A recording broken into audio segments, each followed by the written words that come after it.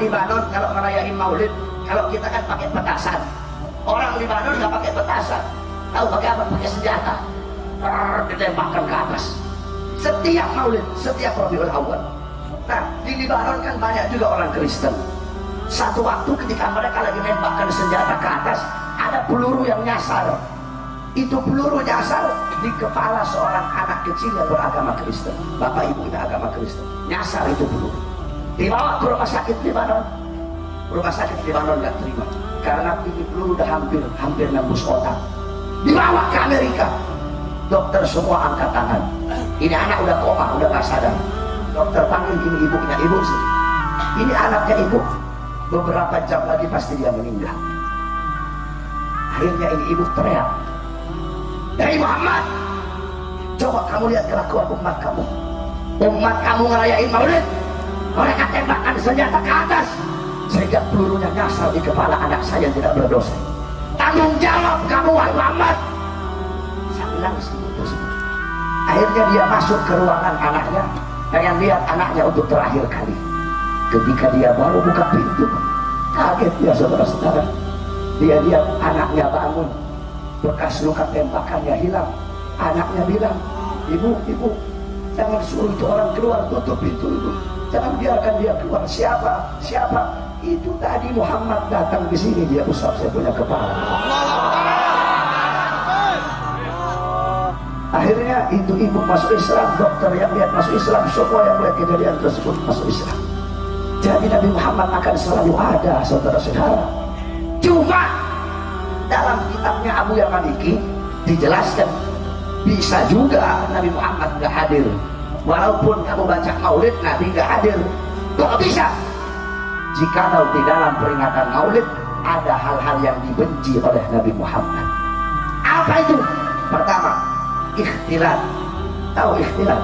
Ikhtilat itu bercampur laki perempuan tanpa pemisah, tanpa ada penghalang. Nabi Muhammad gak bakal hadir. Jadi besok-besok kalau mau bikin Maulid, pakai kain segini aja nih. Kain segini halangin laki-laki, perempuan-perempuan. Kecuali yang hadir jutaan orang, kayak 212 yang hadir jutaan orang, gak bisa lagi diatur. Nah itu utur itu. Tapi selama masih bisa diatur, laki-laki, perempuan-perempuan diatur agar Nabi Muhammad hadir. Itu yang pertama. Yang kedua, lagi baca Maulid, "Ya Rabbi sholli ala Muhammad, Ya Rabbi sholli alaihi wasallim." Ngebul, rokok. Lagi baca Maulid ngerokok. Nabi Muhammad gak bakal hadir. Saya juga perokok, cuma ada saatnya, ada waktunya. Jangan ngebul mulu kayak knalpot. Saya merokok, saya ada saatnya, ada tempatnya, ada waktunya. Jangan pas lagi baca Maulid, selesai Maulid kamu mau rokok kayak mau apa, gak ada masalah. Yang penting baca Maulid itu udah selesai. Kalau lagi baca Maulid kamu pengen rokok, masuk ke dalam rumah, tutup. Jangan sampai hanya gara-gara satu congor yang rokok semua orang gak dapat berkah dari Muhammad. Gak harus.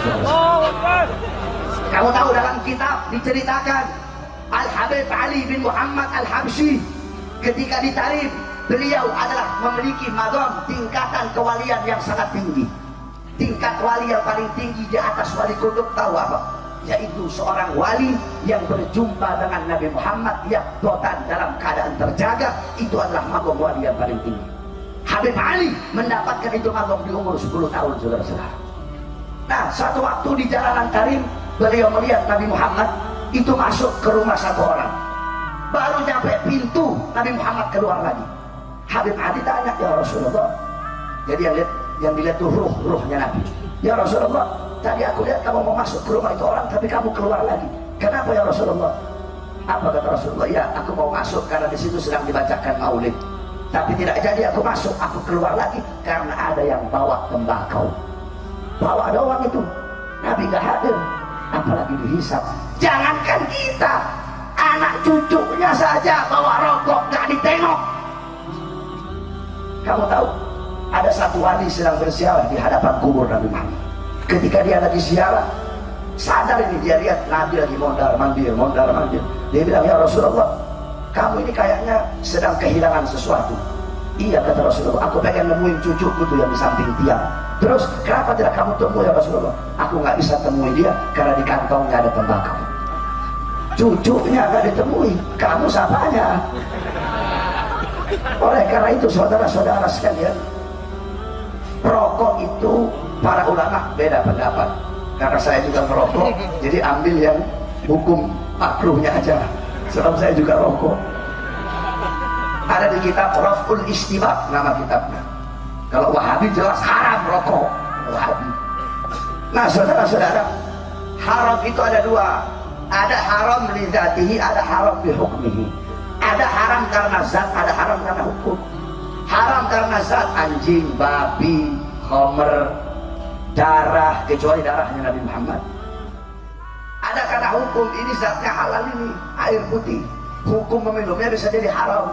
Kenapa? Kalau ini air putih didapat dari mencuri, walaupun zatnya halal, hukum meminumnya adalah haram. Kenapa? Karena didapatkan dari cara yang haram. Begitu juga rokok. Rokok bisa jadi haram, bisa jadi haram. Apa yang mengharamkan? Waktu, tempat, keadaan. Pertama waktu, lagi baca maulid, rokok haram. Lagi pikiran sambil rokok haram. Yang kedua, keadaan, lagi merokok di samping ada ibu-ibu bawa bayi, apa bisa menyakiti itu ibu sama bayinya? Pada saat itu rokok haram. Pada saat itu, tidak pada tempat, tidak pada saat yang lain. Yang ketiga, tempat. Rokok dalam masjid. Goblok, masjid tempat sholat, bukan tempat merokok. Bahkan ustaz, banyak para ustaz merokok dalam masjid. Banyak. Cari kalau ada kitab yang menghalalkan merokok dalam masjid, saya cium kakinya. Tidak ada. Jangankan ngerokok, ngiler dalam masjid aja haram, apalagi merokok. Kamu tahu Sufyan Ats-Tsauri? Sufyan Ats-Tsauri. Ats-Tsauri itu lakofnya beliau, artinya banteng. Nisbat Ats-Tsauri itu dari apa? Penyandaran lakof banteng itu, gelar banteng. Beliau pernah masuk masjid, mendahulukan kaki kiri. Tiba-tiba terdengar suara, ya Tsaur, qadimul yumna. Hei banteng, dahulukan kaki kananmu. Ditegur karena tidak punya adab sama masjid. Al-Imam Abu Yazid Al-Bustami, satu waktu beliau melakukan rihlah perjalanan yang jauh untuk menuntut ilmu Allah. Pengen ketemu sama satu ulama yang pinter banget. Nah dia datang pengen belajar.